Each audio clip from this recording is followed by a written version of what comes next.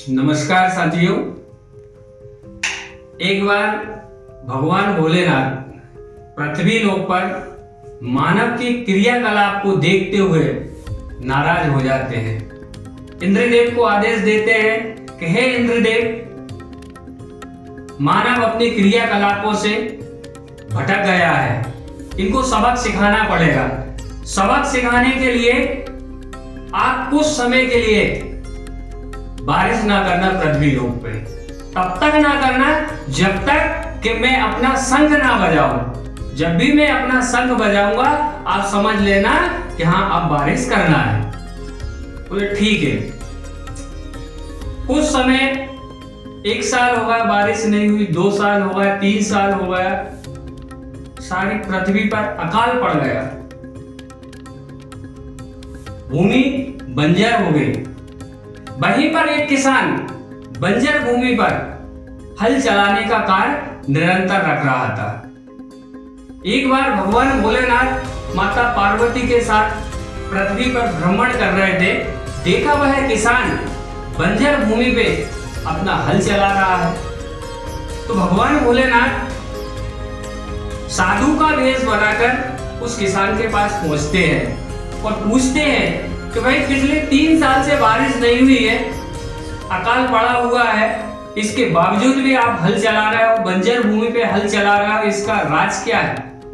तो वह किसान बोलता है कि हे ब्राह्मण देवता, मैं हल इसलिए चला रहा हूं कि ये मेरा कर्म है और मेरा कर्म मुझे करना चाहिए।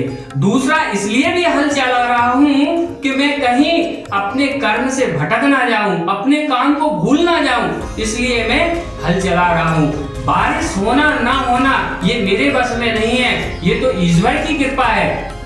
जब होना होगा तब हो जाएगी, लेकिन मेरा काम है हल चलाना, मुझे हल चलाना चाहिए, इसलिए मैं हल चला रहा हूं। किसान की बात भगवान भोलेनाथ सुनते हैं, विचार करते हैं यार ये किसान, एक नवोद किसान जब अपने काम में इतना मस्त है और इसको ये ध्यान है कि ये कहीं मैं हल चलाना ना भूल जाऊं, इसलिए ये बंजर भूमि पे हल चला रहा है, कहीं मैं अपना शंख बजाना ना भूल जाऊं। ऐसा विचार करते हुए ही अपने पॉकेट से शंख निकालते हैं भगवान भोलेनाथ और शंख बजाते हैं। जैसे ही शंख बजता है उधर इंद्रदेव समझ जाते हैं कि भगवान भोलेनाथ का इशारा हो गया। घनघोर बारिश होने लगती है, बारिश होने लगती है, खूब बारिश होती है। इससे क्या होता है, वो किसान जो बंजर भूमि पे हल चला रहा था उसकी फसल बहुत बढ़िया हो जाती है और इसका फायदा वह उठा लेता है, फायदा इसका लेता है। अर्थात कहानी का सारांश ये है कि हमें अपना कर्म निरंतर करते रहना चाहिए, कर्म में लीन रहना चाहिए, हमेशा सतत प्रयास करते रहना चाहिए। ओके, थैंक यू, धन्यवाद।